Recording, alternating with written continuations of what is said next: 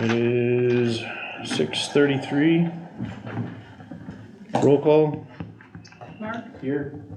Gary, Yep. Tim, Here. Jim, Here. Ellen. Here. Dylan. Here. Approval of the agenda. Motion to approve the agenda. Second. All in favor? Aye. Opposed?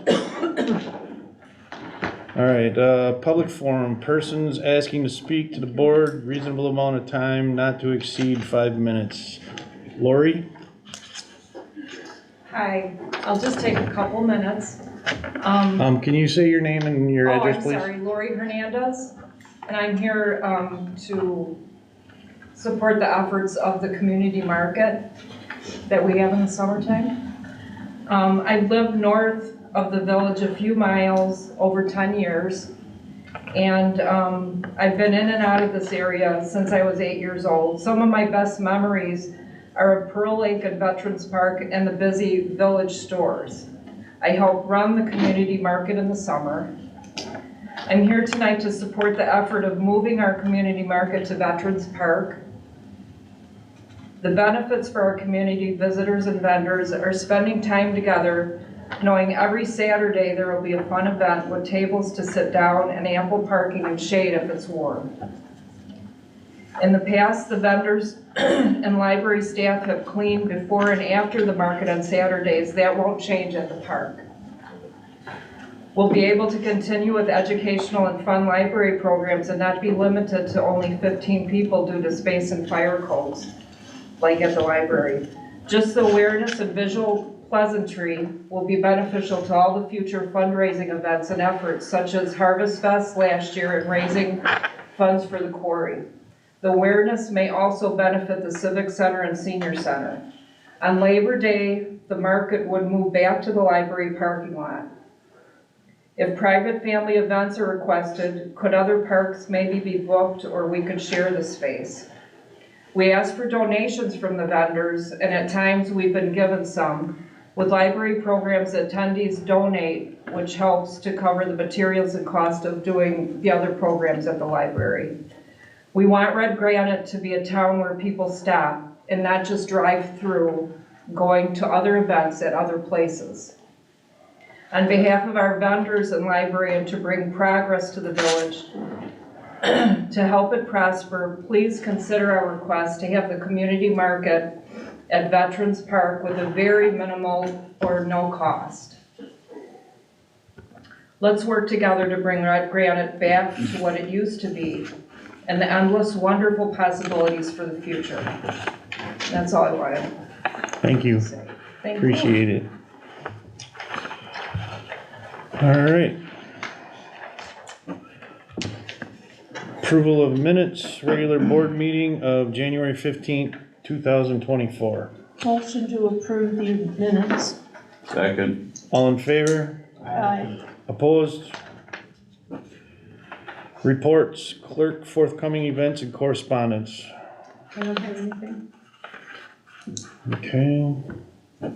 President, forthcoming events and correspondence. Don't really have a whole lot at the moment, other than, been hearing from some of the folks from the community that, our water, sewer, and maintenance departments are all doing a great job, and that things seem to be going a lot smoother with things, and been hearing a lot of good things about the ice skating rink, even though that there hasn't been a whole lot of time out there. Everybody that did skate on it did seem to enjoy it.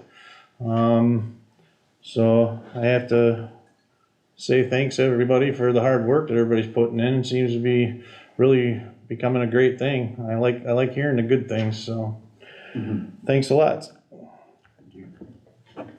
All right, so then we're gonna move on to finance, personal insurance. Dylan. Oh, motion to approve check number 14795 through 14840 in the amount of $91,585.45 from the general fund. Checks number 6205877 through 6205890 in the amount of $10,438.15 for the water fund. Checks number 6306646 through 6306670 in the amount of $20,840 for the sewer fund. Checks number 271 through 360 and 287 through 363 and 9914 in the amount of, the first set was $22,875.51 and the second of $28,084.89. And then checks 309 through 366 in the amount of $26,612.19 for a grand total of $77,576.59 for wages, payroll. And the grand total for all funds is $200,440.49. Motion to approve the payment of the bills.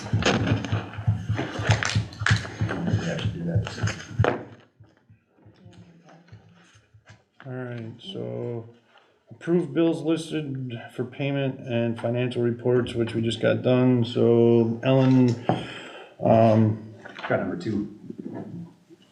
I'm still on one. So we got a motion to approve the bills and payments. Do I hear a second? Second. All in favor? Aye. Opposed?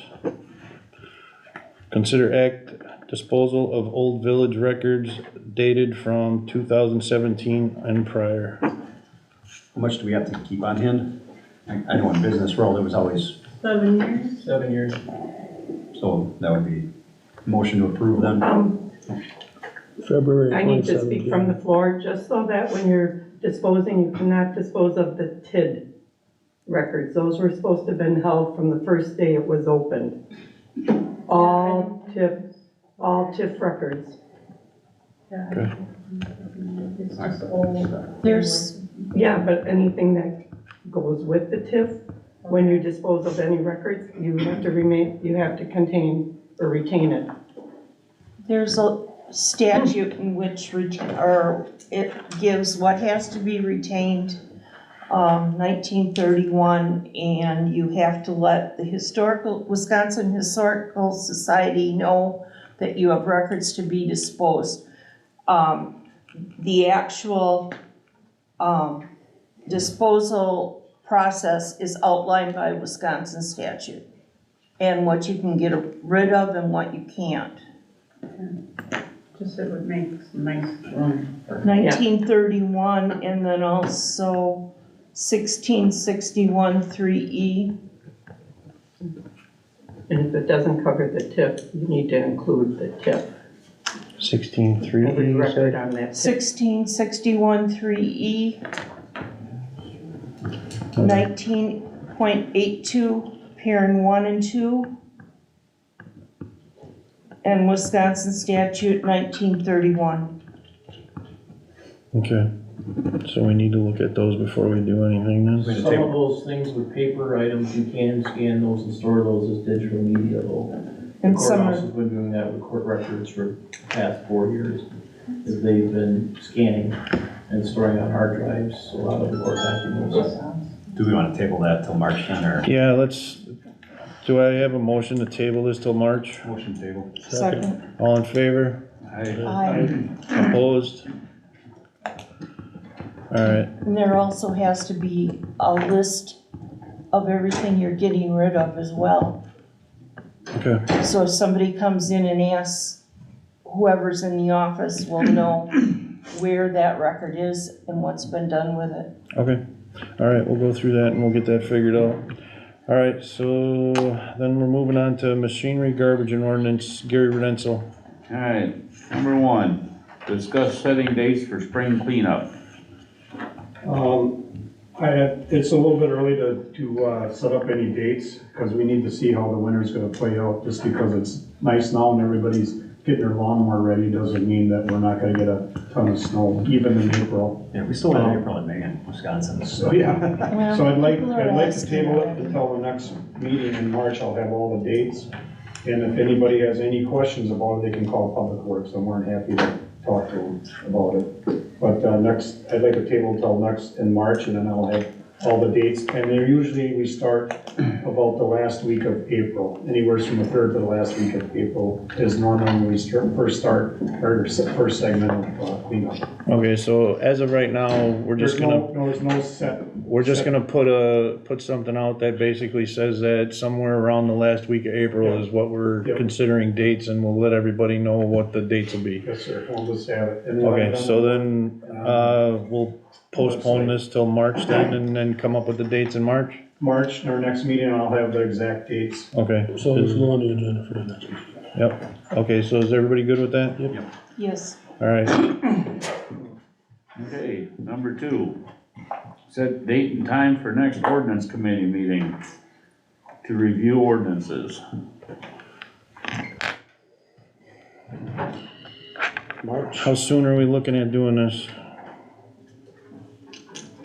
Well, if you wanna get that other stuff passed, 4 through 7, I think you better get moving on it March. The next one should just be a review, right? No, there's some things to go over, There still is? but there's not a lot. Okay. So maybe 4 things we have to go over yet that are just kind of new. Perfect. So the meeting's on the 18th of March, so. I am not gonna be here for a couple of weeks in March. First weeks or what? No, the last week, so Oh, early from, March. well, actually in the middle, so like from the 13th through like the 26th, I'm gonna be gone. I'm gonna try and figure this out, and it's one thing that I wanna talk to Jeannie about. I do have a laptop with the camera and everything. I was gonna maybe try and do the meeting from the road if that's at all possible, if I can do that. So, we have, okay, so I thought maybe if I take my laptop, I can just kinda have everything with me and do it right from there, if that works for everybody. If you want to send, you have Teams on your laptop? I don't know if I do or not. We can figure something, because I have Teams and all that other stuff I Okay. can put on my computer, just bring it in. Alright, sounds good. Well, you wanna try early March? Or not? If you wanna do the ordinance meeting, like the first week of March would probably be the And the best. 4th would be good for me. The 4th? Yeah, Be okay for me? I can do that. Yep, works for me. What time? Early as we can, 5, 6? 5 if people can make it here by then. How about we do 5:30? Would that be alright? It gives everybody a little bit.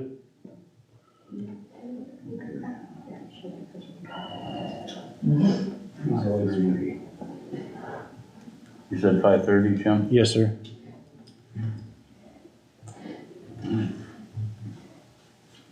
There we go. Alright. Beautiful.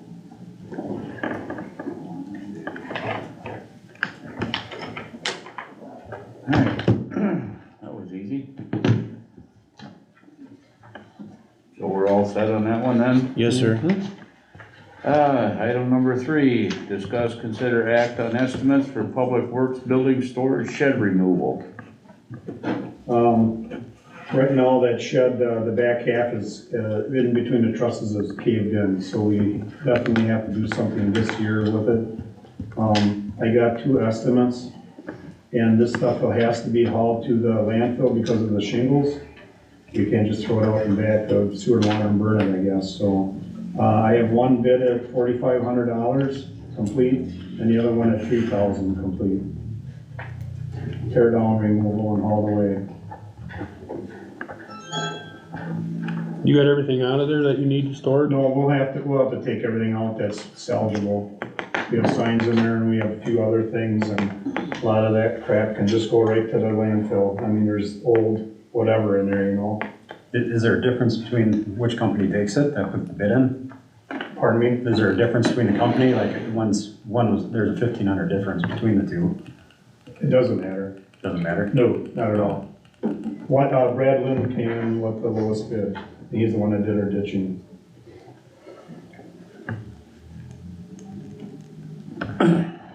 So, if you want that to go through, where do you suggest to take the money out of street outlay or where? You got carryover yet, right? You got carryover in your budget? Yes, I got carryover. Is that gonna cover it? Oh, yes, yes. That's what I was gonna ask tonight to carry over. I think it's down in the line somewhere. Yes, it is. Okay, we can talk about that when we get there. So it's up to you, he needs to come down, period. Yeah, The last guy, when we went in there, something black and white jumped out at us, and we all ran, and he thought it was a skunk, but it was a black and white cat. yeah. Good time to do this now. Nobody screamed like girls, thank God. He's gonna be able to do this right away, or?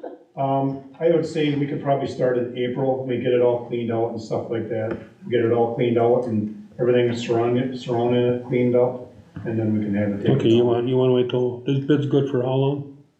For him, it'll be good as whole summer. So we Next have to month consider meeting. an act on this one, so we can motion. to Next approve. month, yeah.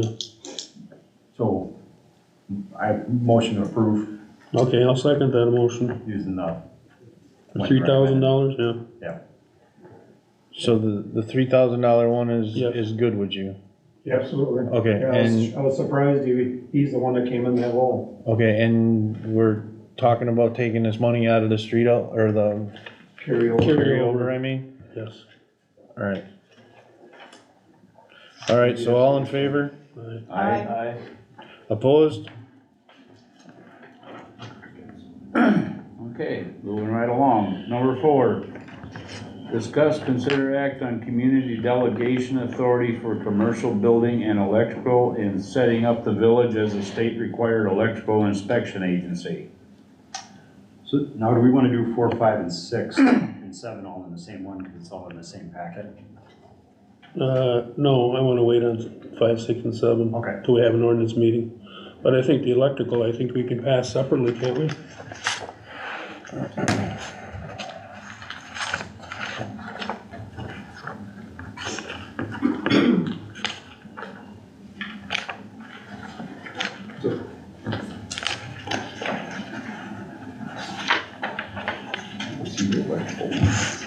Alright, so, So I think it outlays it really direct here. Like if we want to do any kind of permitting, facilitating our inspection, like we have to have this permit in.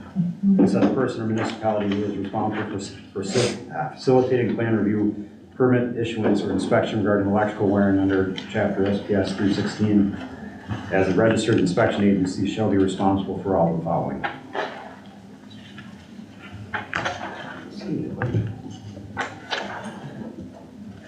I think in crafts, we have already discussed delegating this stuff. Yeah, for the electrical, yeah. Yeah, these are the standards that the state wants everybody to adopt.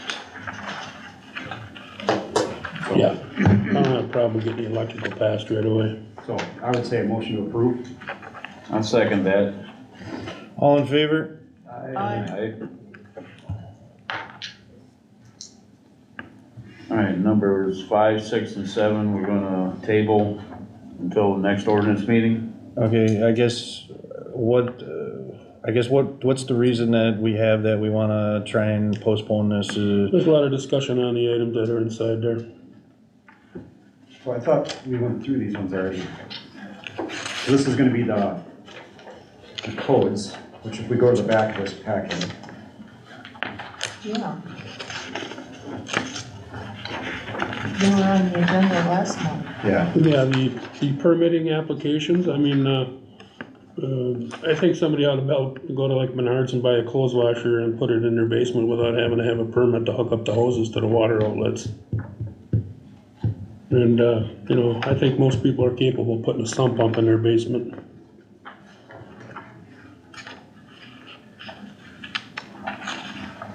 Most of these installations are already in houses, so it would be just exchanging the pump for what's in there now, so. Whereas, you know, water and sewer department looks for any possible cross connections, they would have already done that with the existing sump pump system.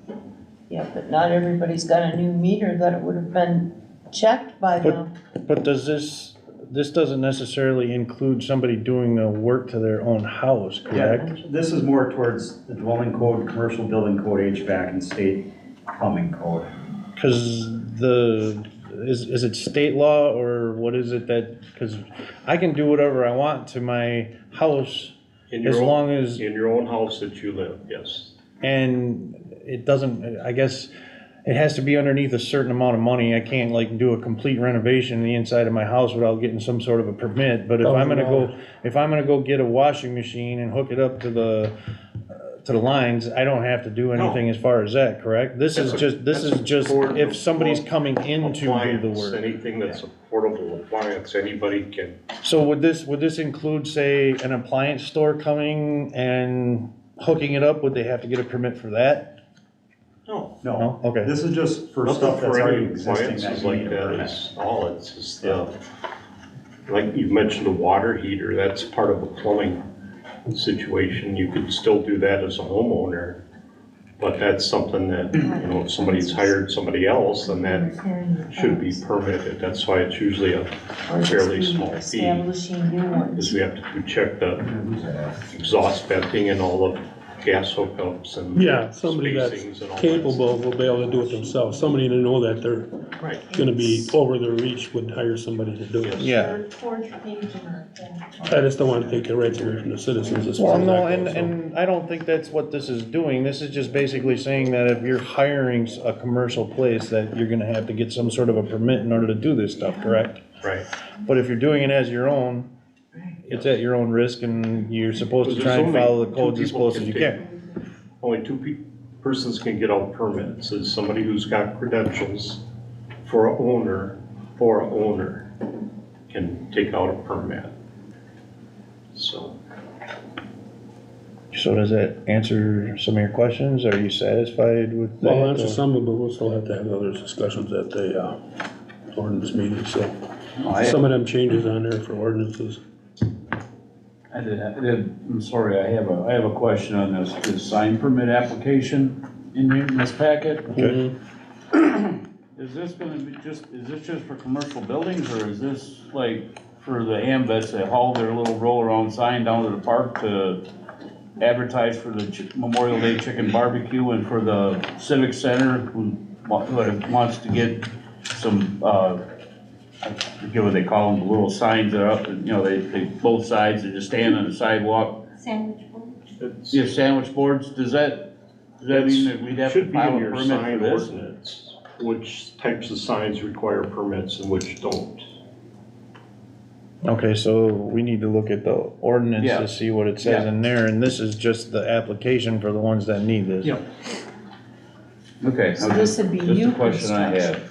Yeah, this looks, New construction, then it wouldn't be grandfathered in for the old, Right. so, unless it exceeds these amounts. What's the question? Okay, so if you're repairing something, say you're repairing your fence that's already established in your yard. Mhm. Are you gonna have to take the price of the materials, even though I'm gonna do that work myself? That, then they would do a permit? What's normally done on that is, if it's materials and labor, we use just double the materials. But if the wording is just materials, so then it would be your cost of your materials. It's like a siding job, say you're gonna re-side your house, and go to Menards for $3,000 or $4,000, you can get the stuff to do it.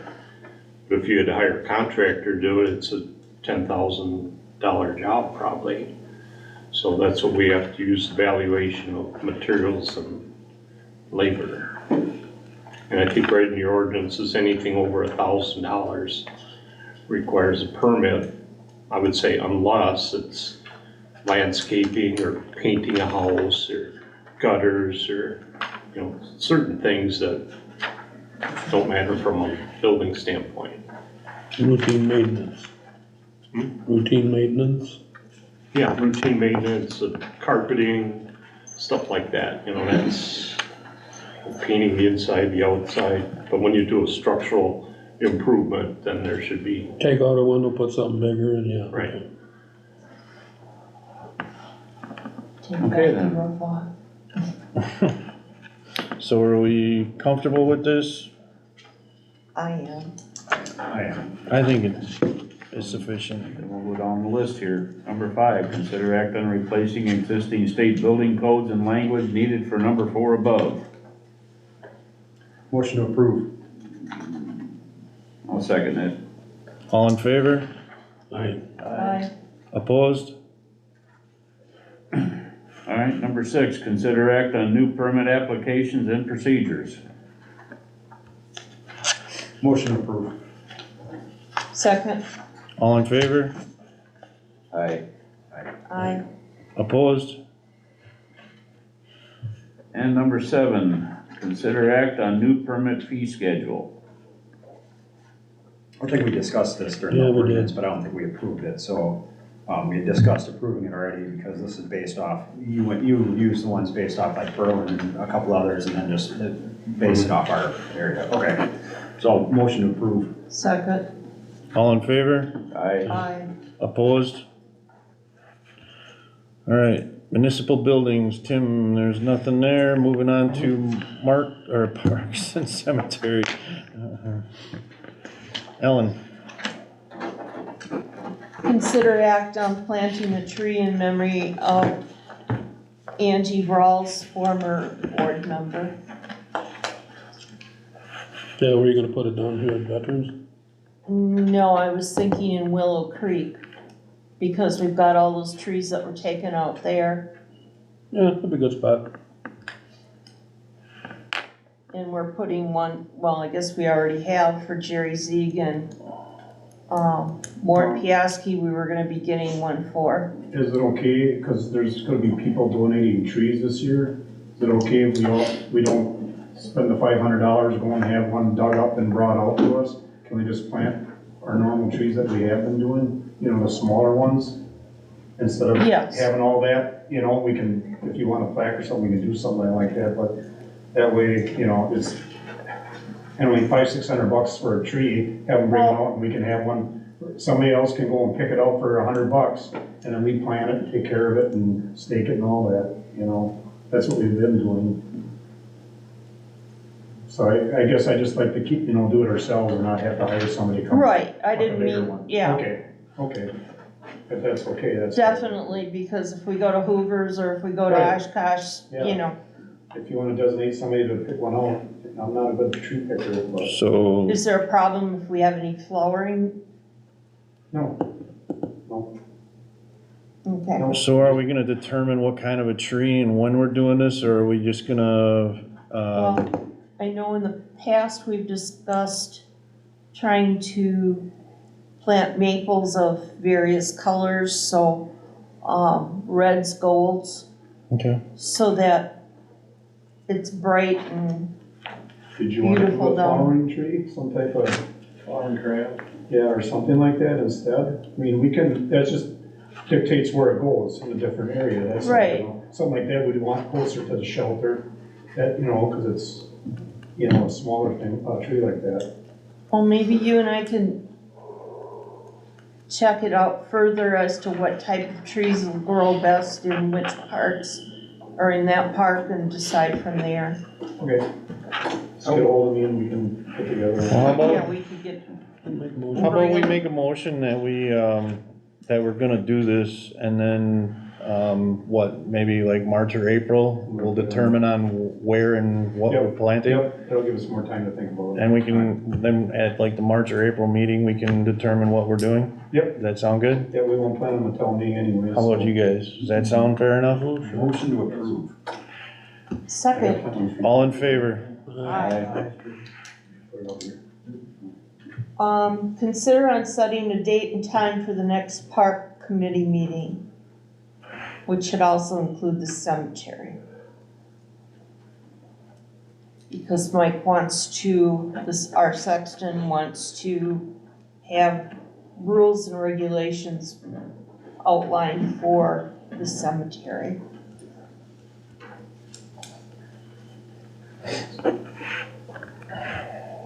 Alright, so, I guess what do you got for suggestions on dates and times, how soon? Well, I thought it was something maybe that could be done during the afternoon when Jim's available, and even the sewer and water guys if they have suggestions, because they're helping on the grounds as well. If, I don't know, if we do it in March, we'll have a head start before we wanna decide for sure what kind of trees we're gonna plant. Gary, would you have time during the day to meet with Ellen and everybody to try I and? can come after work, it don't matter, it doesn't matter. to Well, I me was when trying to avoid extra time for you guys and, It doesn't matter to me, whatever you guys decide. Do before meeting too. Jim, I'm available except for the second Monday of the month in these meetings. I'm available all week long. okay. What do you got open, Ellen? The 5th of March or the 19th. The 5th is good for me if it's.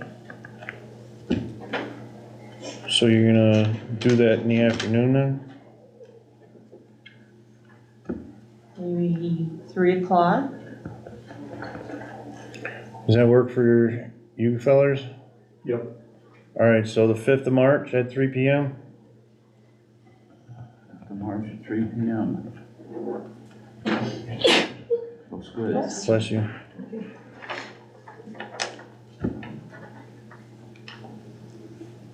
Alright, so we got a date and time set? March 5th at 3 o'clock. Discuss, consider act on adding frisbee golf at Willow Creek Park. Well, I think to continue to grow here, we gotta think of ways to bring people in and have things for people to do.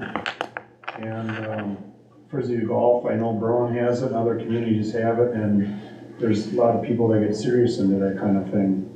So, I guess we just need to talk about it, if that's something you're willing to do. We probably have a fundraiser for it. There'd be nine holes, and,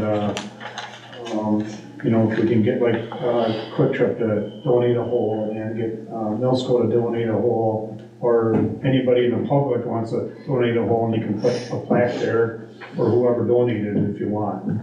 I think it's around $4,500 for the whole thing.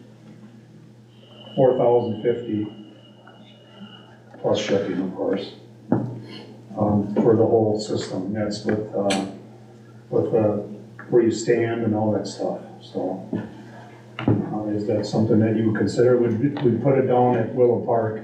We have all that space across the road, and, you know, we can utilize it for something. And it won't be an eyesore either, because they're, you know, so. I think it sounds like a good idea. I'd say motion approved. So, motion to approve what though?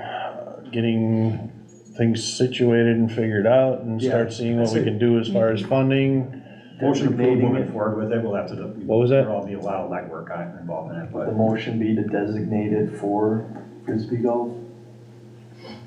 We don't have to figure out a price or just. Well, yeah, we don't say have- approve it. Yeah, But if they start tomorrow and they get Quick Trip to fund a hole, then we're kind of getting Quick Trip to fund it before it's approved. yeah. Yeah, we can have a go for funding, you know, first to see if they. How about we do that? Let's approve, How much did we have in the budget? I'd like to put, $11,600, something to that effect, within a couple $100. so I will help with this, and I'd like to put, I will write letters to the businesses if you would like me to. I can put something on the website, if you're okay with that, for like if families or a group of families want to, you know, sponsor a whole, you know, just something like that, and kind of see what we can come up with sponsorship first. so how about we do this? How about we make the motion that we're going to start the fundraising process and see what kind of money we can, generate? And then probably like at the March meeting, we'll see where we're at, what kind of, you know, situation we're getting going here, and if people like it, and then at that point, we can move forward with it. Yeah. Does that sound So, like something we That could do? sounds Yeah. good. Still a little money in ARPA too, that's, you know, if we get a little bit out of there, so. And I'm not quite How sure about- right oh, now. go how much ahead, a hole I'm would sorry. be. 500 a hole? Well, you have to divide that out by 9, I guess, so. So roughly like 4. Is there flags for all the holes? Yes. I just wondered, cause when we get cars in the parking lot, I mean, going through the park, they're gonna have bullseyes to hit with their cars. So we're gonna have to figure out something to block that road off. You know, I mean, we might have to go into the ball diamond, which is fine, but we'd have a removable post. So if there's a ball game, whatever, we'll just pull it out, put a plug on it, and be flush to the ground. Well, I just don't want no kids driving in the park going, hey, look what we can run over. We got cameras now. Yeah, I know, but it's after the fact though. I We mean, can, is you there know, like, anything, when they have events and stuff, we'll just have to, maybe closer to the road, we'll put some barricades there. I mean, is there anything we could put down, you know, along the road that, let's start keeping them out of certain areas? I think I know, but I think they use that for parking during events and stuff, that's, Yeah, so you have to make something permanent. See if Kyle has budget for spike strips or something? they drive right over Don't them. have it right down, that always works, but. I ain't got no money. All right, so do I hear a motion to approve starting fundraising for the Frisbee Golf? Motion for everything that Jim just said. All right, Second. all in favor? Aye. Opposed? Thank you. You're welcome, thank you. All right, police and fire, Tim Hager. Well, I just wanted to find out, hello Kyle. What? We got any updates on our funding source for our trainee? Oh, They haven't come up with anything yet, huh? they're paying for the tuition, but as far as reimbursements, I haven't heard anything yet. That's supposed to be coming up like in the next month or so, you thought maybe, or? Yes, I hope I hear something by now. Okay. Other than that, I don't think there's anything else on the update. Do you have anything to update, Kyle, For the fire department? for the police department? Yeah, number 2. Yeah, we're not there yet. Okay, let's go to number 2. Oh, you're just talking about department update, cause Yeah. I thought you were talking about fire. No, just a department update.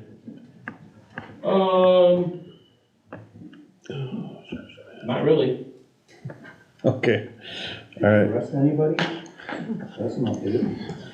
No, yeah, there's a bunch of paperwork for that. But did you wanna speak to the, on the fire department? I guess I don't know. Jeff, did you have anything you wanted to talk about with the fire department, or any updates that you need The to? only thing that I can talk is the invoice for the truck came in today. Oh, It's okay, supposed to be here in January, it showed up today, so the first payment is due. okay, You guys all should have the breakdown of what each community owes. Yep. That's Yep. all given out to everybody. But the invoice came in today, the chassis is there, they're starting to work on the truck. And just, No, Mark just wants us to try and make meetings now, that's the only reason I'm here. okay, okay. He didn't have anything specific to bring up. and we're still hoping for this fall for completion date? We're shooting for October, November, yeah. Oh, yeah, well, that's good.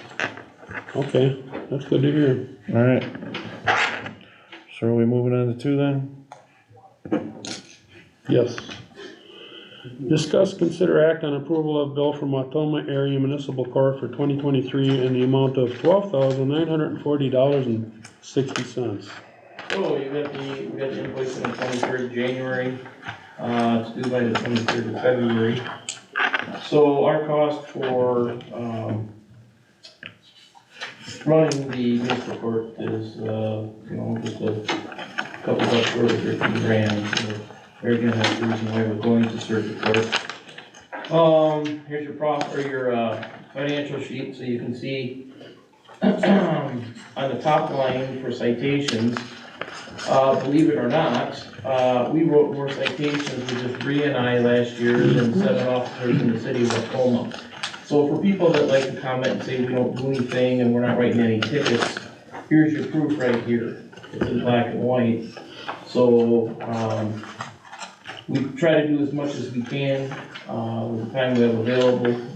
So, most of those are, a lot of those are citations in the 4A books and ordinance citations, but, yeah, for 2 people to write 200 tickets for a year is, pretty impressive with our caseload and dealing with the prisons, so. It shows our income, which we get, checks by municipal court once a month. So they take into consideration the income we received and then the expenses. And then, the profit loss is determined on the percentage that we write per month. So, when it all gets calculated out, that's really at 12,900 and, So that's basically just an estimate of what they're gonna lose by us pulling out of municipal. yeah, they'll lose that, but, they're gonna be bringing Wild Rose in, so, and now Wild Rose is taking over the school liaison contract, or they have for Wild Rose School, so they'll be gaining some as far as truancy citations at the school, where that was normally handled by the sheriff's department, so. Yep, I'm gonna Any agree. questions on any of that? You can see where they're spending all the money. And, this year, they did not, charge us for electricity, heat, and telephone. That was all absorbed by the police department, the cleaning services as well, so.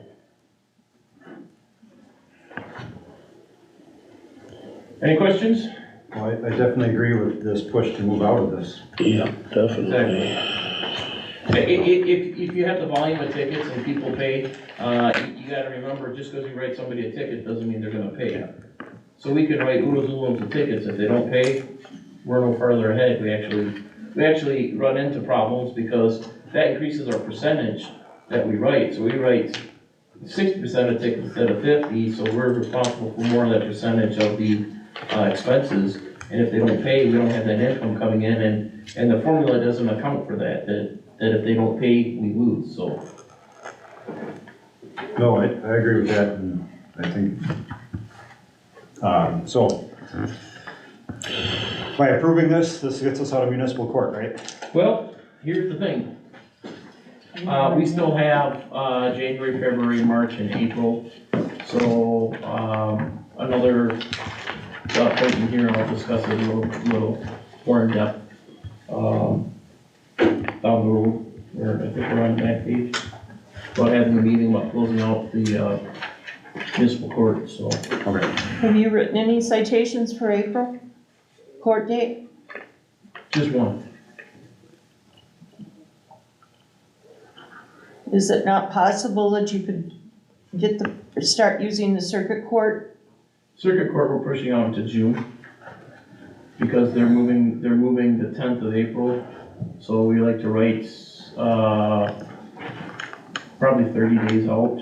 So we're gonna probably, I just talked to me today, we're gonna start, probably in April, we'll start issuing for circuit court in June.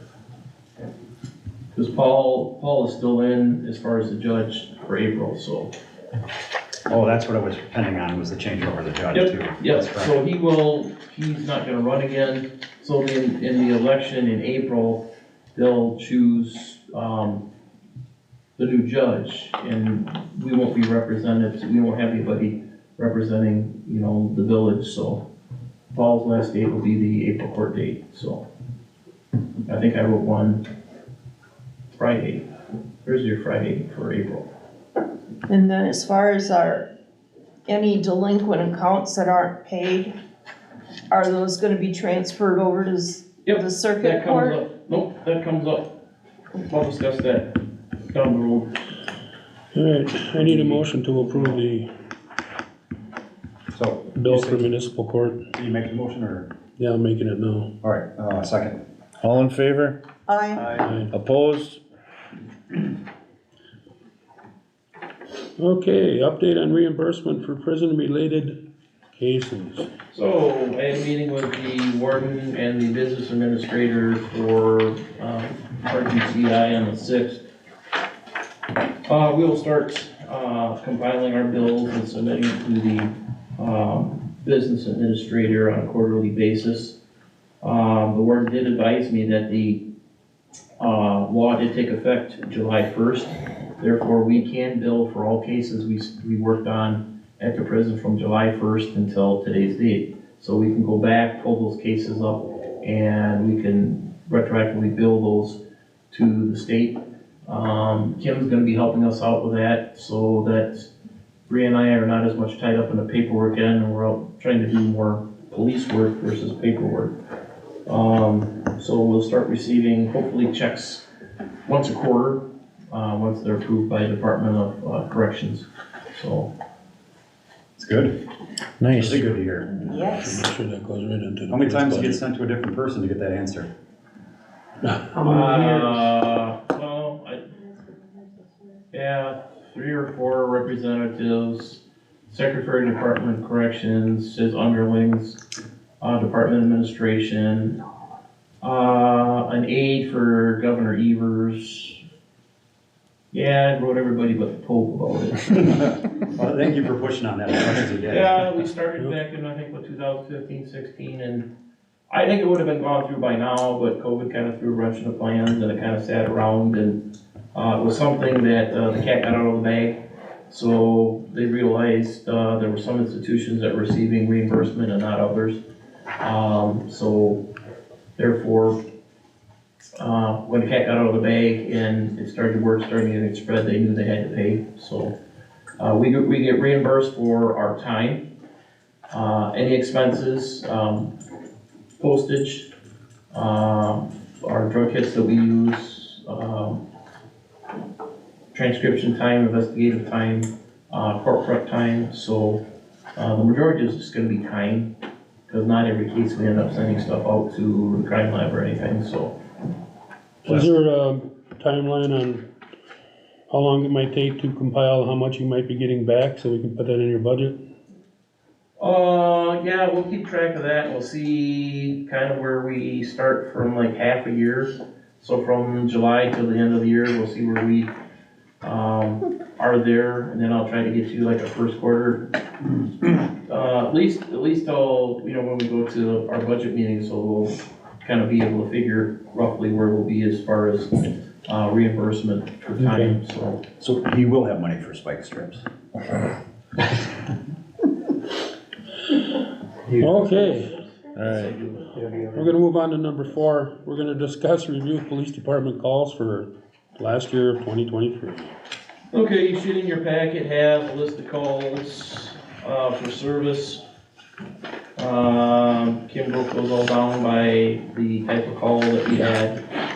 So, as you can see, the prison case, we had 90 cases out there, which is down just a little bit, but we're starting to pick back up again. Probably our biggest thing would be ordinance violations, and that would include not only the junk vehicles and junk on property and that, and issuing a lot of tickets to the same individuals last year that we had problems with, and also ordinance violations up in the quarry, for underage drinking and doing donuts in the parking lot. So that's kind of what our breakdown is. Not as many criminal offenses, but this was kind of a slow year for that. Not that I want it to pick up at all, but yeah. Any questions on the call breakdown? No, it's nice to have that. Yeah, it's nice to see that. What's a PI accident? Personal injury.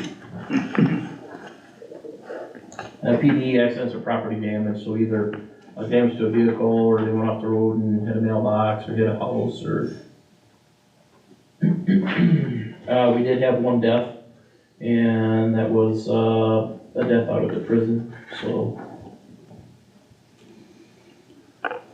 What were the majority of the animal problems?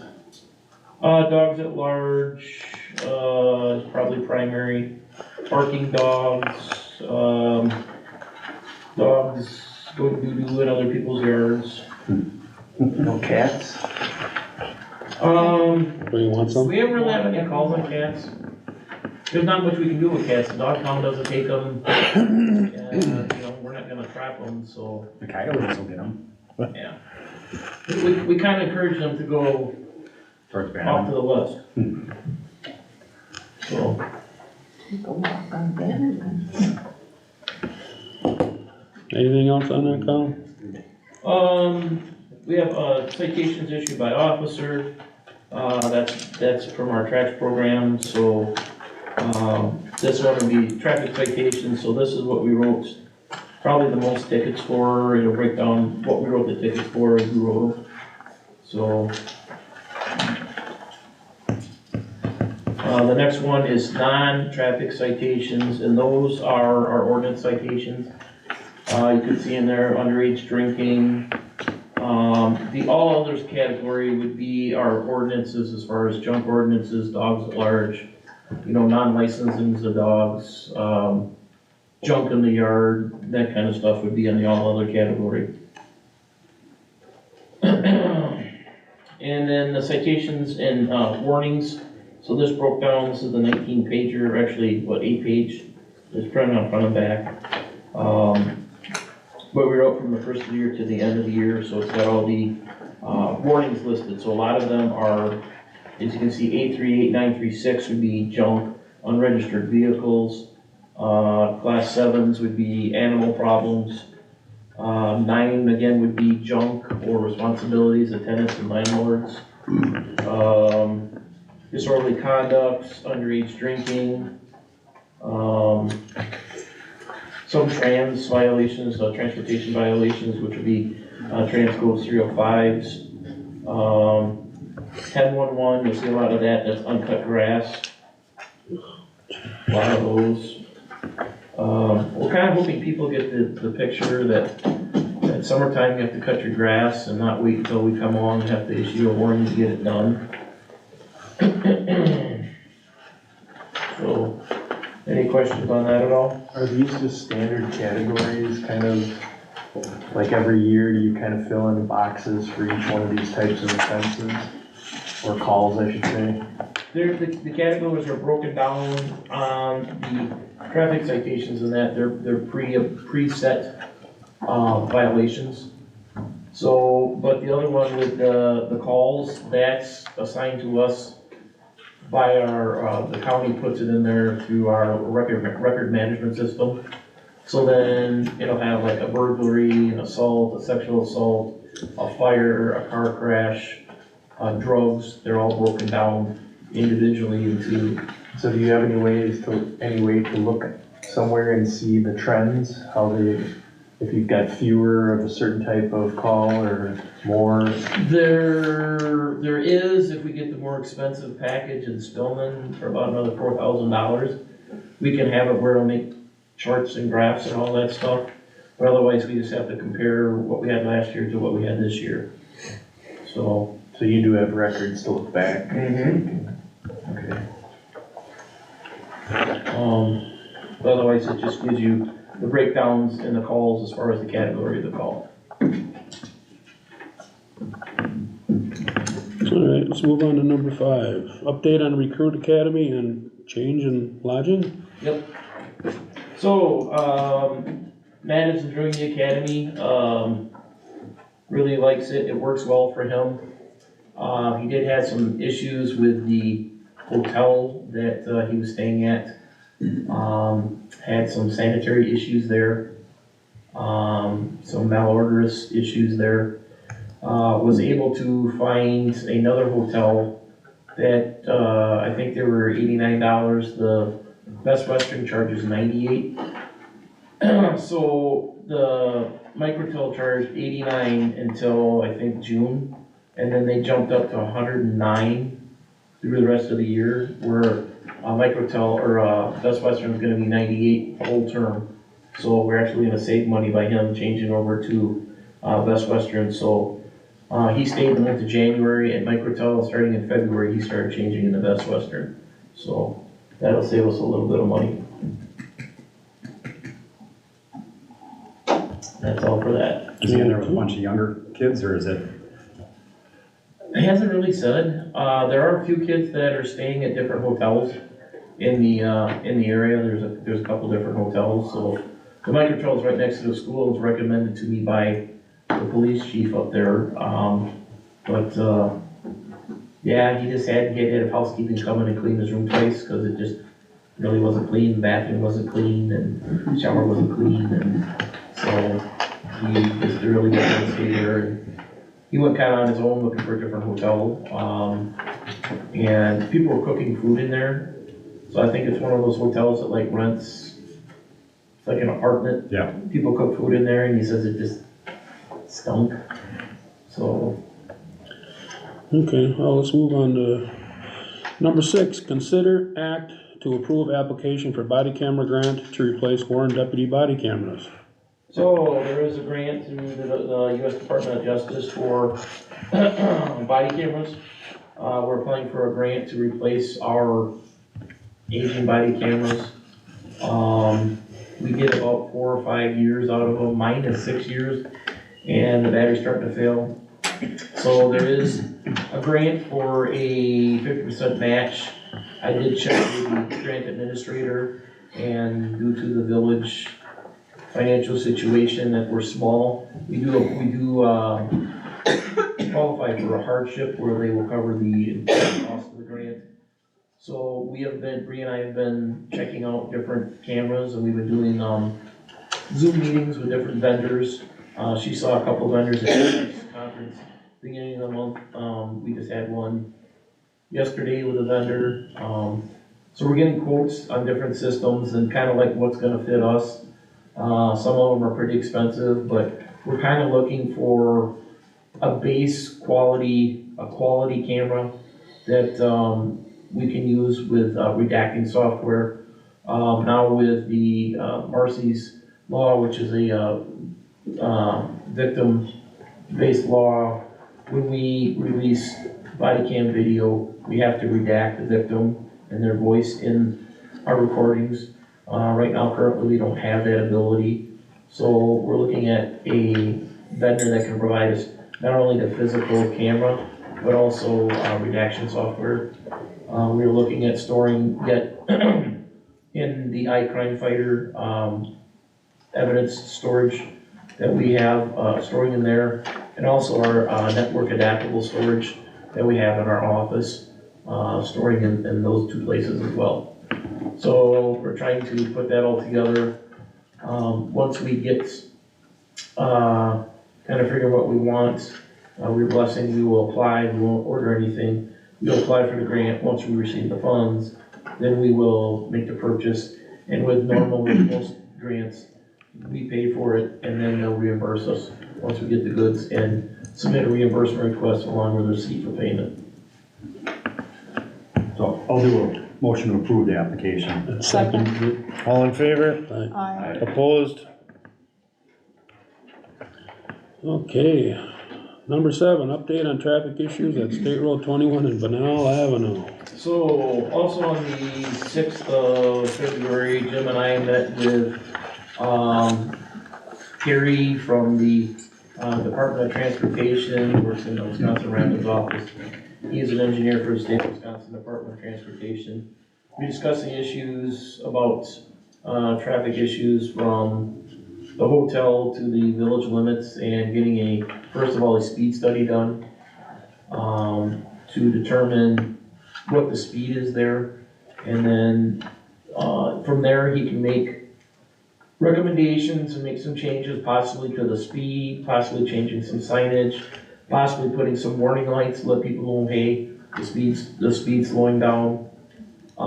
He is also looking at contacting his, I think he was a pedestrian engineer about a sidewalk that would extend, hopefully if we could get it to hook up to Benell from the school out to 21 and then over to Warren Street. One of the problems we have now are citizens that are staying at Preston Place and they have the mobility scooters. They're kind of cutting across the grass, or there's a little trail from Preston and they come up to Warren Street. They'll either go to Dollar General or they'll cut across the highway and go to Curve In or go to Shell, or when Family Dollar was open, they would ride the sidewalk up to Family Dollar. The problem we're having with the speed there, and you have these scooters, especially at night, especially when they don't have lights on them, is the potential for a very horrific crash and possible fatality or serious injuries. Yeah. So taking all that into consideration, Terry's gonna take a lead on that. I did get letters, and I sent a copy to Becky, of, Jim has to do a written request, the village president to Terry, requesting a speed study be done.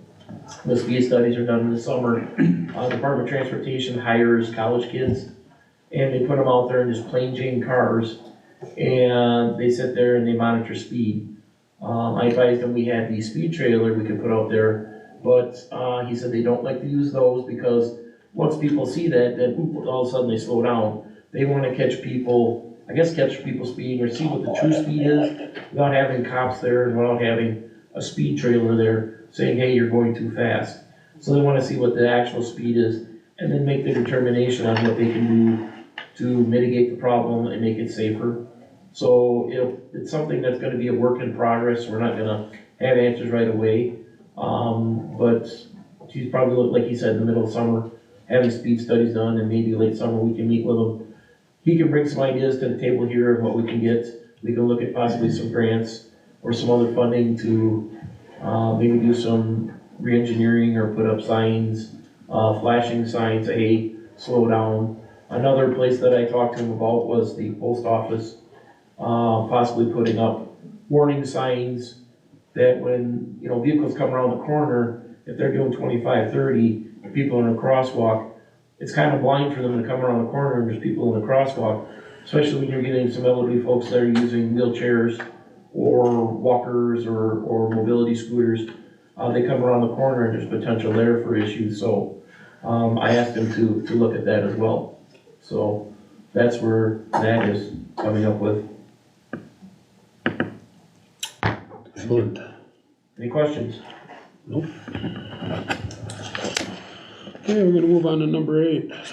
Discuss setting up a meeting with Watoma Area Municipal Court on closing and transfer of data accounts, requesting at least one board member to attend this meeting. So I'd like to have a meeting with Chief Motts, Tommy Bowler, who's the village administrator, and Gail Houghton, who's the municipal court clerk, to see how we're gonna wrap this up, because we will still be, even though we're paying this 12 grand for last year, we're still gonna have costs associated with municipal court for January, February, March, and April. So then at the end of April, she'll have to do a financial sheet and see what we owe, we'll have to pay for the first, 4 months of 2024 with her. And then, not only that, but taking over the state debt collection. So in the states, when we send in citations that haven't been paid to state debt collection and they receive that money, then they send the money to Gail. Gail makes sure it gets put into our account. When this all ends, we'll have to keep the state debt collection open for a little while. I'll have to talk to Rena to see if they'll pick up our accounts from circuit court. I'm not sure that they will, so we'll have to do that in-house. And I'm probably gonna put that on Kim's shoulders as well. So she can do the financial reports and such. And then when the money transfers in, then Becky and Gina can put the money where they have to and whatever, so that we know that the bond amounts are paid and cleared. We'll also have to then be a contact for Department of Transportation if it's a moving traffic violation and someone's license is suspended for not paying a fine. We would have to send a release letter or a release notice to the Department of Transportation, let them know, yes, they paid their fine, or state debt collection collected that fine amount, and then they can go and reinstate their driver's license. So there's gonna be a little more work on her end too, so we try to keep her busy. Alrighty. So, you don't have a date or time set up for that, but I haven't yet. if you set something up, just let me know, I'm a block away from Yeah. there, so. So we can I can have one of you there so we can figure out what we're gonna do. Cause they'll have to get us information. We did pick up our filing cabinets. I got that last week and Becky had a use for it, but when we started this, to retain all the paperwork, we had to furnish the municipal court a filing cabinet, so we got that back. So that's sitting in my garage. I gotta get it up front here. So I will do that when I get a date set, or if anybody else wants to go, I'll shoot an email out. If you can make it, let me know, and we'll try to do it maybe mid-morning, if that's okay. That usually works best for Gail and for the chief. Is that right down at the police department then, or? Yeah, I'll be at City Hall. Yeah, I work right across the street, so. Alright, sounds good. Okay, let's move on to number 9. Discuss update on human trafficking meeting and human services meeting for homeless citizens in the county with possible solutions. So I went to the homeless people meeting, or I guess that's just what I call it, but we really have a need in the county for affordable housing. And we run into situations on our end where we have people that get evicted, have nowhere to go. We haven't as much had the problem with kind of the migrant crisis that they do in other states.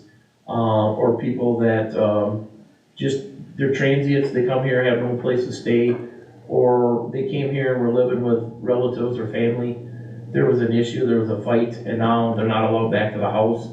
Then we have them sleeping at the front door of the library, we have them sleeping in the laundromat, we have them sleeping in the park, we have them sleeping at the shelter houses.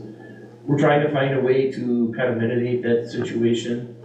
Several options have been discussed, one of which would be maybe using part of the old courthouse and turning it into low-income housing, and possibly somewhere where the we can put people in a transient situation, or people that just need to get back on their feet, or if they've been evicted, or there's one situation, the person got evicted because they had medical issues and they needed somewhere. You just couldn't let them sleep on the street, otherwise they would just compromise their situation. Somewhere for them to stay for a little while and get back on their feet. And the county is looking to get input from the community members, service organizations, churches, and also local government, to try to find a way, or try to find solutions. The more heads we put in the game here, the better outcome we can get. So I would encourage you, if you have the time, I will send out the meeting notice to everybody. If you can make it, great. If you can't, understandable, we're all busy, but if you can make it, that's great. And they do generally provide a very, very good lunch with those meetings. Same with the human trafficking. Bree went to that last week. Bree and I have both been gone through human trafficking training certified by the state of Wisconsin. So we're aware of what human trafficking is and ways to investigate it. In that aspect, the same thing with like the homeless people. It's out there. How can we get the message out there to everybody to look for issues like this? And then what are we going to do when we run into issues where we have human trafficking cases, resources? There again, they kind of want input from community leaders, boards, churches, service organizations. So if you can make that, those meetings they're looking for input. So we try to get up there when we can, but some days we're just too busy with everything going on, especially in the summer months with the Corps. I don't have time to get away and go up there and make those meetings. And neither was Bree, because she's out of prison. So we're just trying to see if you have the time and would like to go. I'll send you the notices email. You can just email Mary and say, hey, I can make it, and she'd greatly appreciate it. Did you say they were talking about using the old courthouse for that, or? There's a lot of different things up in here with that, one of which was potentially turning it into a Boys and Girls Club. Yeah, I know that got approved. I know a lot of money was put aside. I know donations were. There's money aside for it. Their optimum that they're looking at is that the referendum for the school passes, the school builds a new elementary school, and they'd really like to get their hands on the Riverview Elementary, turn that into a Boys and Girls Club with a swimming pool for aquatics.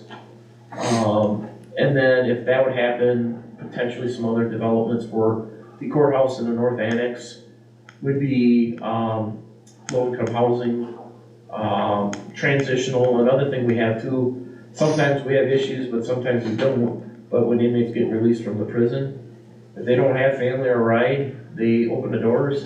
They try to find them somewhere to go, but sometimes they open the doors. They've got a gunny sack and they're walking down the street. Places for them to transition. If they're from the area and they get out of incarceration from either county jail, somewhere that's secure there, and they're also looking at maybe working with not only our county, but Marquette County and Green Lake County, that if they did the courthouse, it would be a cooperative situation where everybody kind of kicks in. It would have to be staffed with people who watch over things and make sure the safety of the people there is, taken care of. So there's potential that all three counties put their resources together and fund the situation there. They were looking at too, if the school referendum doesn't go through and they do look at using the courthouse as the area between the North Annex and the courthouse, enclosing that, and then that area in there covering it, turning it into a swimming pool / aquatics area. They're looking also to make, part of that would be daycare, like a Boys and Girls Club or Salvation Army Center, Boys and Girls Club, or place where there's daycare for kids. But what that limits to is then when you have people that are offenders, especially sex offenders, that are in the community, they cannot reside there, so. presence, yeah. There's plus and minuses to all of this, but it's just a lot of discussion right now, getting ideas going, so if you're able to make it, I would encourage you to go and, let your thoughts be heard. And then, bring that information back here to the board, let the rest of the board know, let the community know as well. Alrighty. Alright, let's move on to number 10. Consider act on approval of agreement for warning system annual inspection, preventative maintenance with emergency communications systems. I have nothing to do with that. That's the old fire siren that apparently when the fire district went on their own that we got stuck with. So I can't attest to anything. I don't know anything about it. How many sirens we got around here, Kyle? One or Just got the two? one at the old sewer plant. They usually stop out by us and we open it up for them and they give us the invoice and we give it to the ladies in the office and usually they change out a battery or something, but I guess it's just the end of their contract and they just wanna renew the contract, so. I'm assuming this is something we have to have done too. We do not have to have this, no. We're not required to by any means to have it. A lot of communities now, when you have code red, signing up for code red, emergency alerts on TVs, on cell phones, on the radio, fire sirens are antique and ancient, prehistoric at best. So a lot of places are just discontinuing them. Because they have to be, I think you can still activate it. I think there's a switch at the fire department, and then there's also a switch at the sheriff's department in dispatch where they can activate the sirens. I can't do anything with them. So they call me and ask me about them, I have nothing, I don't know anything about it other than that. So I guess that's one thought to look at. Do you want to still maintain this and pay them, the maintenance fees and everything for it, or you just want to get rid of it? Yeah, how many people can hear it actually? Well, that's true. Jeff, what do you know about this at all? Do you know anything about it? Well, there used to be one on the old firehouse, and that was taken down, Yep. but I thought they were under control of the county. No, you guys can, apparently Mark's got it set up, you can set them off from your office over there, or the radio room. Do we want to table this and talk to the fire department? Yeah, I talked to Mark on it, he knows probably the most about it, and Is this something we can postpone till next month so we can get a little more information on this? Well, I wonder too, it says 425 annual cost, and then annual cost per agreement is 450. Is that a typo, or they get $25 for keeping track of it?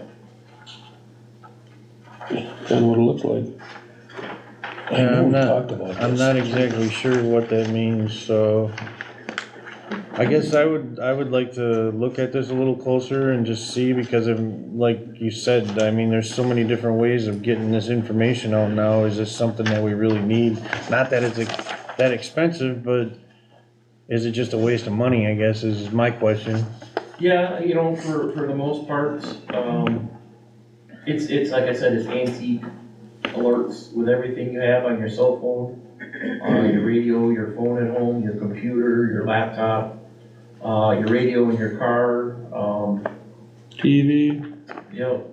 Alright, so my recommendation is let's postpone this till next month and let's get Yeah. some more You want me information to on get a it. hold of Al from Emergency Management, maybe have him come to maybe a committee meeting? and That discuss it, or and have Mark come? let's get a hold of him and just talk to him and see, See where the county's going on this. yeah. why don't you get a hold of them and see Okay. if we can at least just talk to them and figure out what we wanna do, and if we need to, then we'll bring them in on a meeting and we'll go from there. I'll try to get them and have a committee meeting sometime first part of March. Alright, Have it so, ready for next board meeting. alright, so we're gonna postpone that till March's meeting.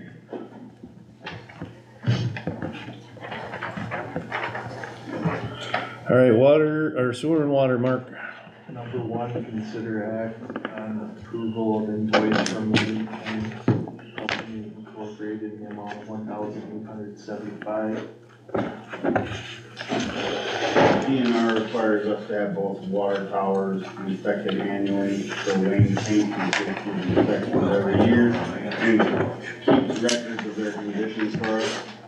So we're just asking that you approve the quotes for $1,875. So we have an invoice from 2023 that has to be approved, and then just getting it approved to spend the 18 for 2024. Hey Glenn, when did the DNR start requiring us to do this every year? I don't recall how far back, but it's been many, many years, a couple decades probably, where you have to at least show that there's a annual review of the screen and a seal that's way up on top. So every water tower has got two covers on top. One is for the man to get onto the top and the other is to get down in the wet part. Those have to be sealed and you gotta show a picture of those. And the overflow screen, and the vents, condition of the vents. So the guys literally gotta, crawl up there and take pictures of all that. Yeah, it's been many, many years. Brent, something you guys handle? I would be more than willing to climb with Lane Tank Oh, with them? and have the professional show me how to climb a water tower. Oh, they climbing it on the inside or the outside? The on the in or the out? Inside. You gotta climb up the On the inside of the of ladder? stem and then get up on top of the water tower and take the pictures. Safety harnesses and all that good stuff? Yep. We don't have that. I'll make a motion to approve. Second. All in favor? Aye. Opposed? Number two, consider act on approval of Total Energy Systems annual maintenance not to exceed $3,000. We have 4 standby generators, one at well one at the old treatment plant, and one at the new treatment plant. And then the portable one that we take around all the lift stations in case of power outages.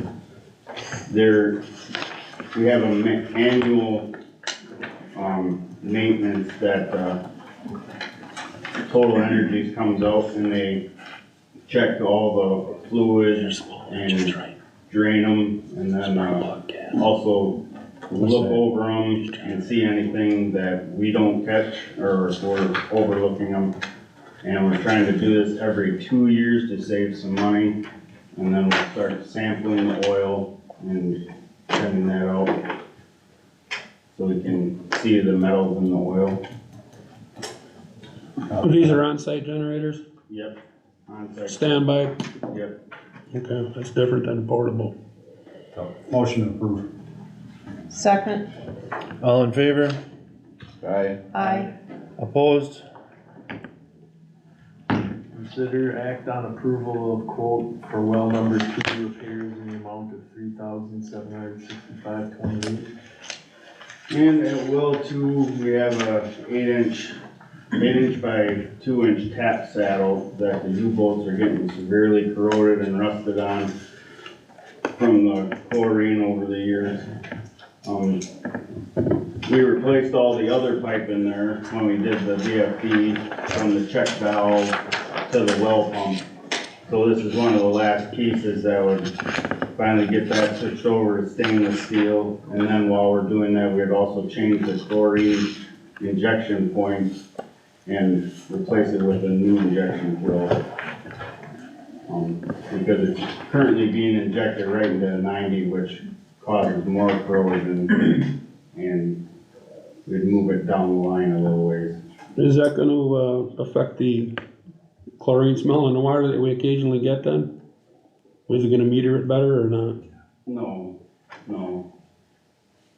The chlorine smell is more of if the chlorine fluctuates in the water, so Mm-hmm.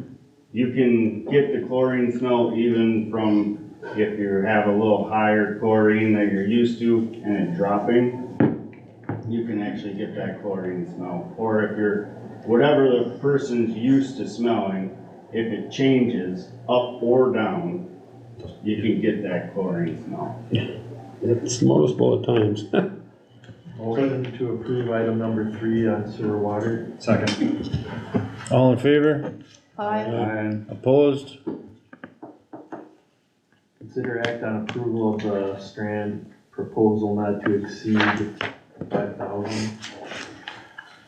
Okay, I sent a supporting memo out on that. We've asked Strand for support before. I think a couple of years ago, we asked the board to approve a $1,500 engineering support proposal. We didn't use the money. So this coming year, we've got, one of our major challenges is to deal with DNR and the reissuance of their new permit, a discharge permit. They get renewed every 5 years. So, we anticipate what's called a water quality memo being sent to us this year. And we would probably run that by Strand to make sure that their calculations were accurate. They have a history of being too conservative and using numbers that are not in the village's favor, okay? And I've had experience with this in the past. I think we may even use Strand to argue for maybe a variance, maybe some type of economic variance because of the economic impact of a new limit. So in that memo that I sent you, basically, you know, we talked about the history of this phosphorus limit.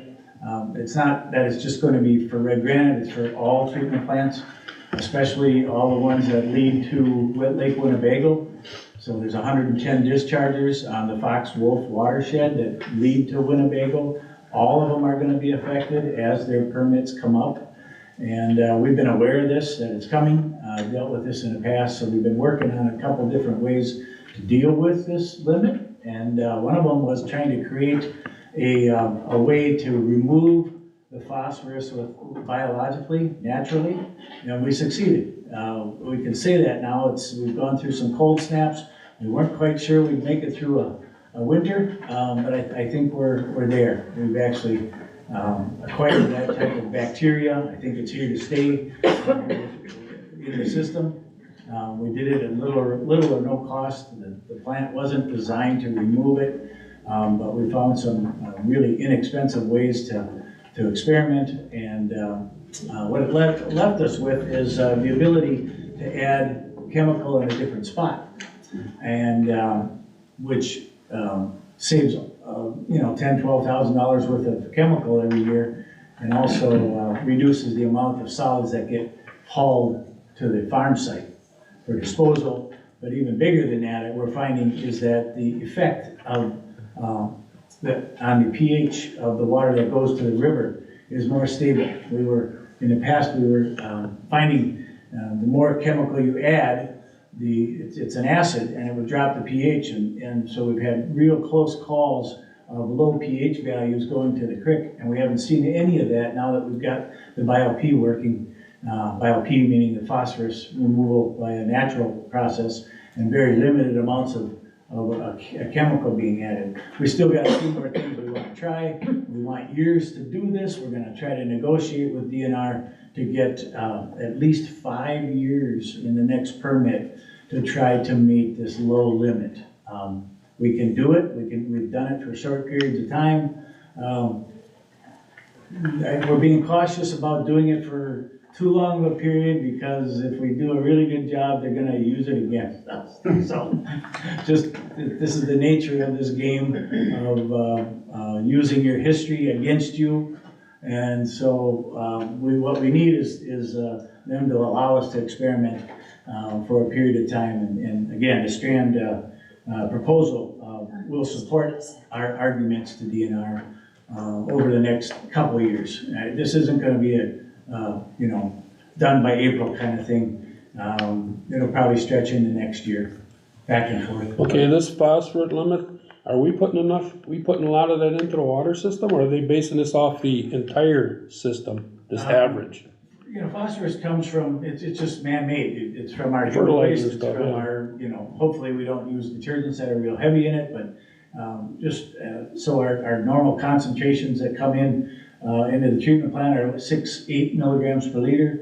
The prison has the same type of discharge. We monitor them too. We charge them for it. By the time it moves through the system, we can remove it. And it's a nutrient. It needs to be removed. Anybody that's fished on Lake Winnebago can see the effects of high phosphorus. That heavy green algae is because of phosphorus and algae blooms. Okay, well, what I'm referring to is, we're the first water treatment plant on the system, for far as I'm concerned, right? Poisippi is downstream from us, but yeah. Yeah, so, generally, I mean, do we have like lower levels than the average everybody else? Very good question. We've been monitoring that. We do upstream and downstream monitoring. We have a history. We're gonna use that to demonstrate that we have little or no impact on the receiving stream. That's what I wanna know. 0.03 milligrams, we're actually getting less upstream. The results have been less than 0.03, which is lower than the detection limit upstream from the plant. And downstream from the plant, periodically we'll get a hit, meaning a detect, where it looks like there might be some there. So upstream, little or nothing, downstream, a periodic spike. So Well, that could be influx from fertilizer from farm fields? absolutely, 70 to 80% of the phosphorus that goes into this watershed comes from non-point sources, meaning runoff. So, That includes stormwater from streets and everything else. And that's an interesting point, because 80% of what's going to Winnebago is coming from runoff, and they're not doing anything about that. They can't control it. So they're putting all the control on the 110 treatment plants upstream and making them remove from 1 milligram per liter down to 0.2. so we can have Strand push for us for having a lower phosphorus in our area? Well, there's so many different tools here. There's ways to get some kind of help from the non-point source. So if we can't do it ourselves at the plant, we might try to go upstream and try to find a farmer that would work with us and do certain practices, and we get credit for that. So it's called pollutant trading. Yeah, all those things are possible throughout the next few years, trying to figure out what's the less cost item for red granite, and they've gone through, as many engineering firms have, trying to support their clients with different tools to meet that limit. And it can be a mass limit, that's kind of a technical term, to figure out what do you actually contribute over a 6-month period, and then maybe we need a couple pounds, so we would trade with somebody else that's already doing it, kind of like they do in the air pollution program. So, yeah, lots of variables, and our argument is at this point, we're not a major impact. Yeah, that's what I'm looking at, yeah. Yeah, we're not. So Strand is gonna factor that in for us to make this case for us then? Right, that's what we're gonna try to do, try to do our best. I'll make a motion that we approve Strand for study. All in favor? Aye. Opposed? Thank you. I got a question for you, Glenn. Yeah. We discussed something about power supplies or the PLCs, the power down situation. Yep. Did you look at additional batteries? We did, actually, the guys looked at, having batteries with solar support, but I think we're kind of going back to just having a portable handheld, like a one that you can carry, Generator or? a little Honda generator that you can take right out there and plug in and get the heaters and the heat tape and everything, and the panel. to run. But, you know, this process has been healthy.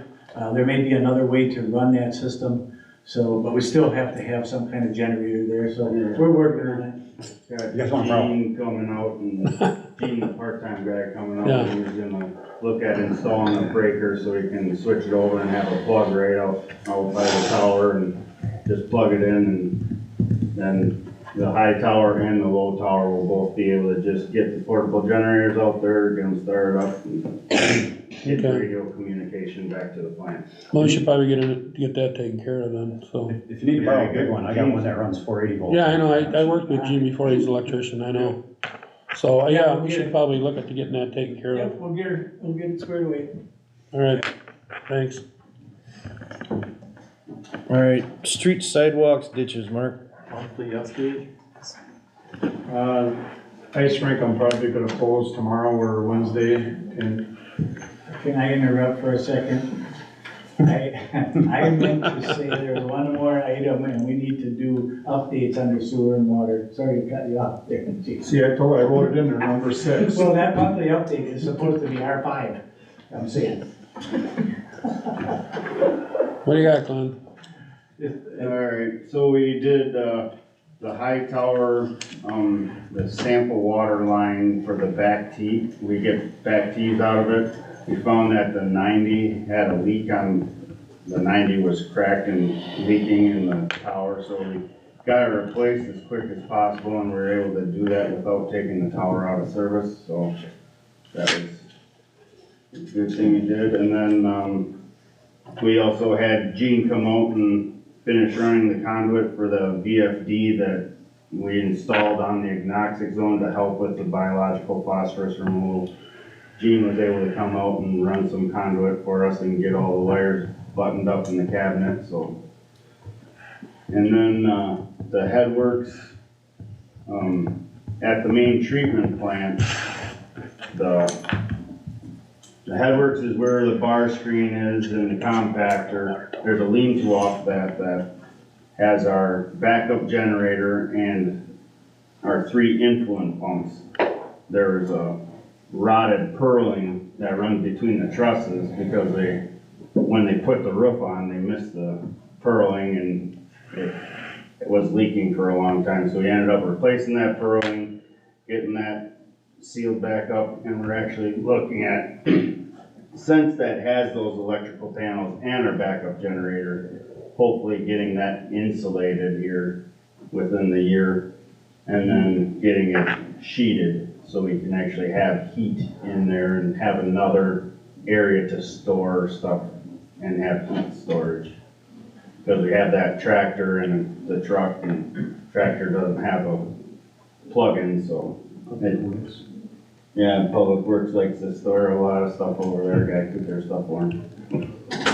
But, and then Steve's got an update on his classes. For class updates, the classes I've been attending have greatly improved the knowledge that Brent and Glenn have shared with me.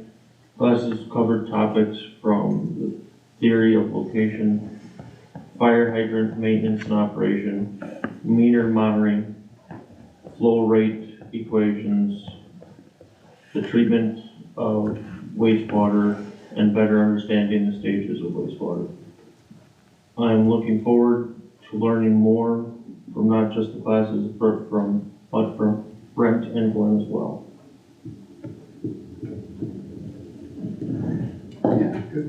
Yeah, good. How many more classes you got left, or?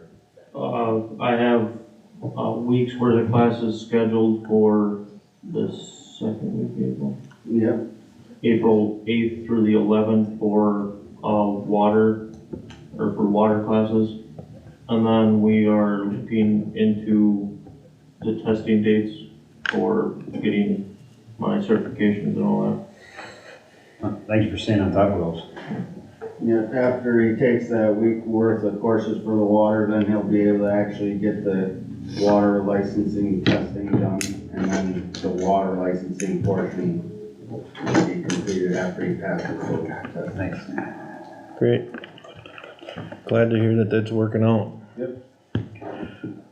And then I also I've noticed a pipe in our south clarifier, was damaged. So I took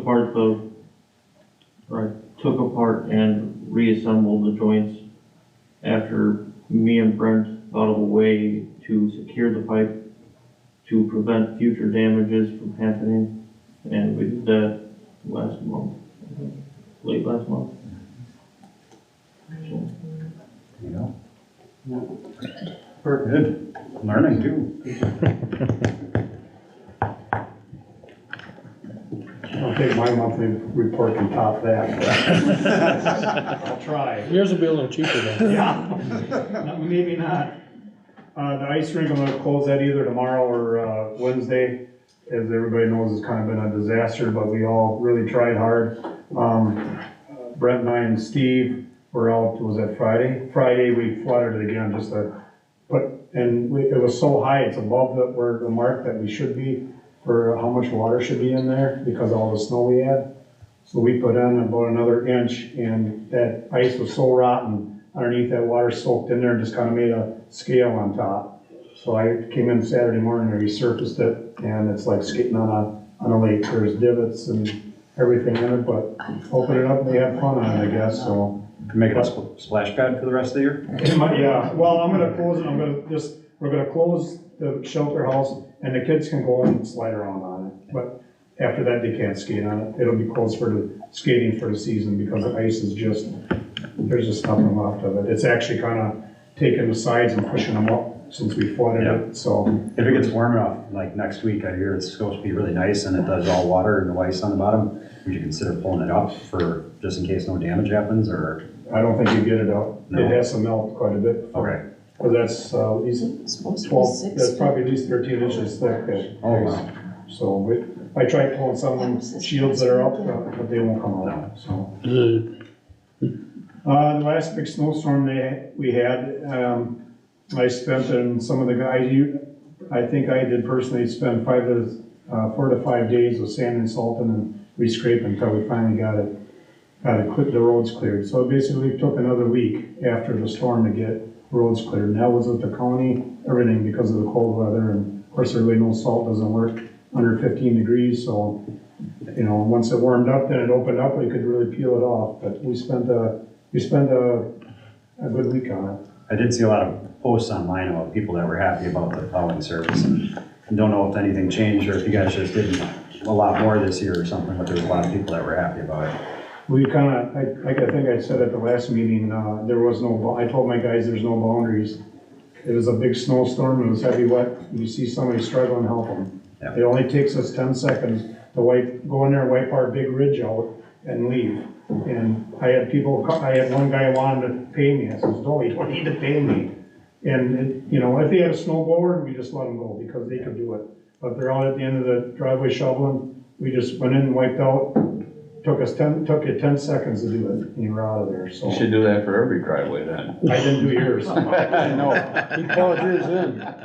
I think I did mine like 4 or 5 times in my entire roads with the UTV, and then we got dumped again, and then somebody came with a big plow and just did it all, so I'm like, oh, well. Yeah, I pushed yours back, Yeah. wherever needed. Thank you. Coming through, then I'll go out and snow blow.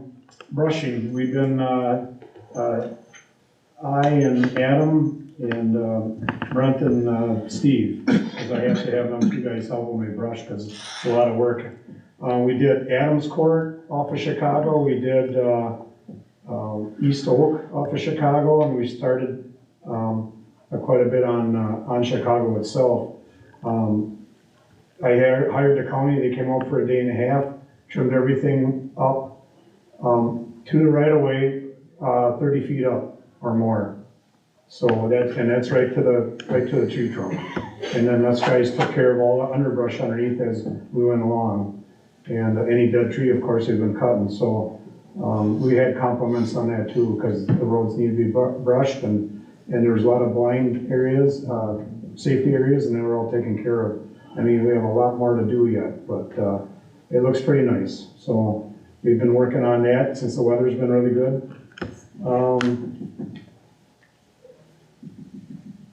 And this repair equipment as needed, and that's about it. Consider act on rollover of remainder street outlay monies into 2024. I left my thing on my amount on my desk, I think it's over $9,000. That's in the street outlay to save aid money to roll over into this year. And like Tim said, that we can use that money for, taking down the shed. So I'll make a motion on, rolling the money over from the street outlay monies into 2024's budget. Second. All in favor? Aye. Opposed? Consider act on approval of invoice 1769 from Mechanics and Metalwork LLC in the amount of $3,001.39 for emergency repair of plow blade. Our plow is 15 years old, all the equipment is 15 years old on that truck, including the truck. And it's a hybrid turn, so you can turn the plow left or right. We've got 2 cylinders on it, and in the middle it has a 1 inch pin, 1.5 pin with a bushing, and with all the brackets and everything welded on. Well, it's been neglected for so many years, should have been taken care of years ago, and it was so wore out that the frame was wearing into the main beam on the plow itself, and it was making a hole in it, so it was so loose already. So I took it in, we looked at it, and we had to pull the whole thing apart, and it was all just wobbled out, and all the brackets were wobbled out, so all the brackets had to be cut out, made, drilled, machined for a bushing and for a pin. And then while we're at it, we had the frog, or the blade off, and what holds the blade on, they call it a frog, it's just it's a 1/2 inch thick or 3/4 inch thick angle iron, and that's where your blade bolts to. And whoever had that plow or that truck previously before us must have wore the blade down and realized that he wore into the frog and it was about this far from the holes. So we had to cut section of that frog off, and while we were at it, we just made it wider, the plow. Instead of 11, now it's 12, and I can cover the whole road, on especially like this last storm where you don't want to use the wing, if possible, I can clear the whole road now, so that's the reason why it was so much, is because there's so much, and people that work with metal know, there's a lot of cutting and a lot of welding, and there was a lot of, fabrication on that to get this back to normal. And I checked in, a new plow was $35,000, so I think, now that plow will last until we update it. Motion to approve item number 3 under street sidewalks. Second. All in favor? Aye. I can attest that it looks very nice. You guys, they did a nice job on that plow. Yeah, I was out there the whole time helping them, so that way I had to save money, so I was out there.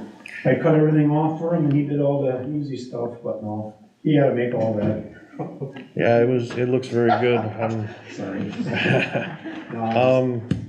I did notice that we did not have anything for the library update. Do you have any update?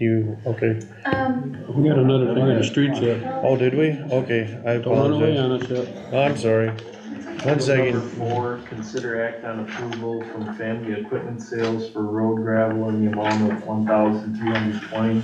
And that family equipment sales, that's Dave Hoppa, that's out on 21 here. I got, all the recycled blacktop for the sidewalk project. And some gravel from, that's what that's about. So I quoted somebody for material the other day to do gravel on my road, and it was like $3,000 for half of this. He's donated stuff to us before, and he said, I'm gonna charge you for this, and I said, well, of course, you should be charging for all of it. And I know the amount that I hauled, this is not even close, because it's $25 a ton for recycled. Yeah, this is definitely a good price, so. Well, I'm looking at the gravel price, if we can keep him in mind for our quarry stuff.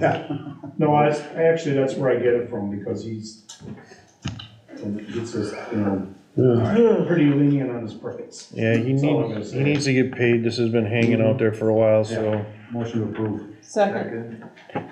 All in favor? Aye. Opposed? All right, we all good on that then? All right, Jeannie. Our annual report was done and submitted on Thursday. We'll have to look at the state. On that annual report, we are off the charts as far as comparison of 2023, 2022, and 2021. So we'll have digital copies available for that, but they're being filed with the state now.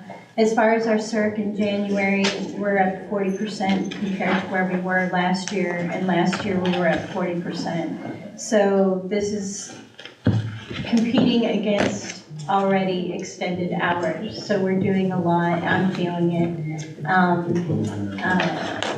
Our story times are going good, we have a lot of programming starting, we took some time off in January in programming, so it's kicked up again. So everything's doing really, really, really good. Great.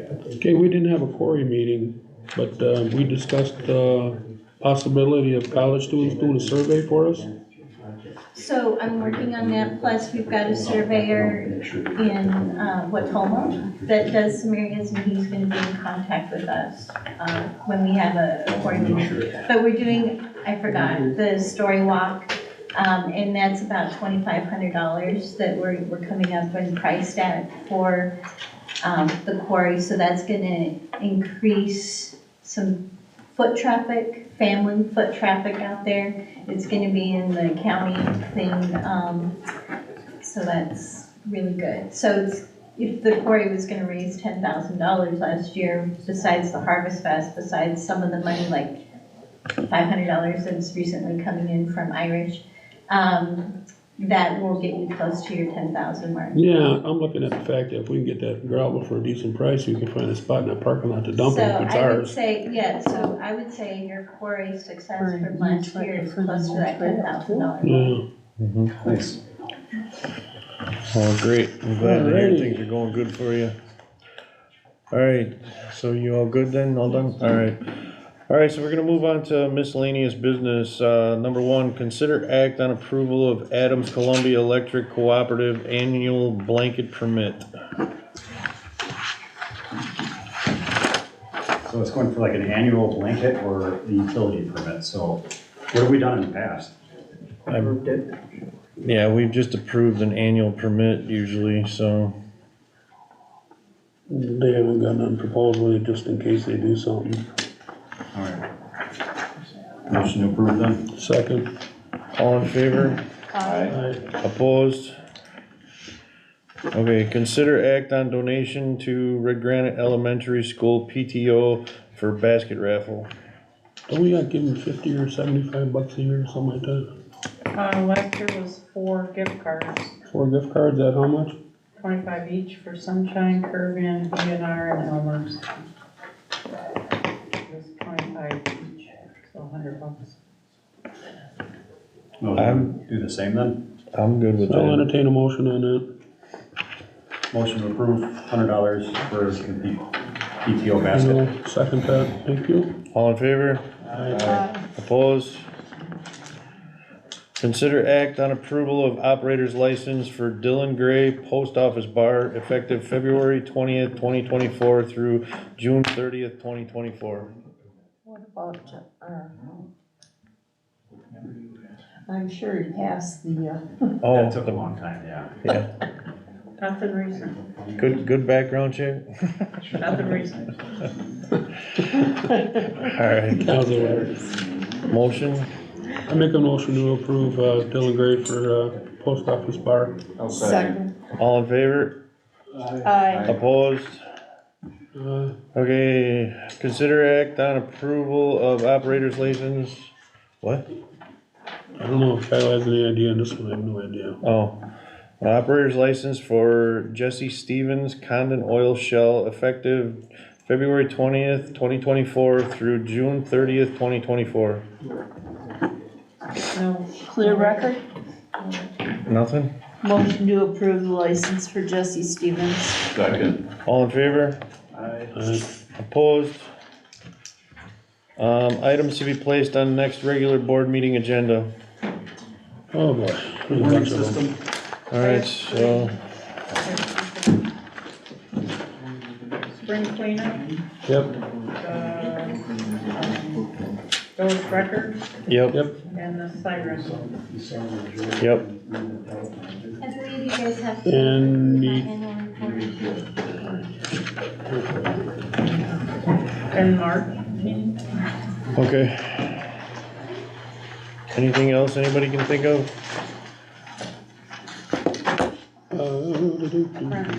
So Do we need to put it on, consider act, discuss for the market moving to Veterans Park? Or do we need to have a discussion about that? We can put it on the agenda, and in the meantime, we can, Yeah. get a meeting together and get it figured out. I think more people will be coming forward to make that recommendation as well. Okay. Not from me. I think it's a good idea. I really don't need them. I think what they're concerned about, Jim, is that they're concerned that, Other events. that for every time they wanna hold the market in the park, we're gonna charge them $50 for it. Yeah, yeah. You know, and I think that's their main concern, and I can see where they're coming from, and something like that.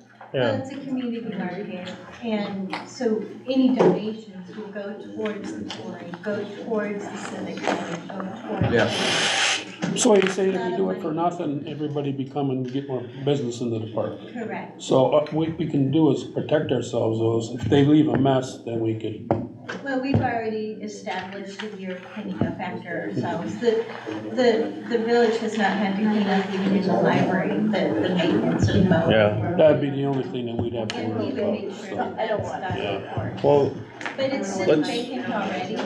Might as yeah, well Now use you it. would have something in it. Let let's, somebody there every weekend. yeah. let's do like I said, and let's look into it, because, Talk there's, about it at the parks meeting. well, yeah, and there's a few other things that are coming down the pipeline that I need to talk to everybody about here in the next couple of weeks, so Am I getting tired? you might. Not yet. No, Not that easy. He found the money tree, we're gonna start picking it. You're stuck. So, all right, anything else that we need to put on the agenda? Do we need, What's that? another meeting that, for the issues you wanna discuss? I don't wanna do that right now, and if I need to, I will get it set up. You guys are gonna take care of the tree on the parks, right? Yep. Well, Ellen and Gary will, they're gonna meet and get that taken, yep. All right, Yeah, so that's one of the then, things, but we gotta have You got credit. do I hear, Motion to motion adjourn? to adjourn. And second. all in favor? Aye. Opposed? And we are out of here at 8:24. This stuff. Got her?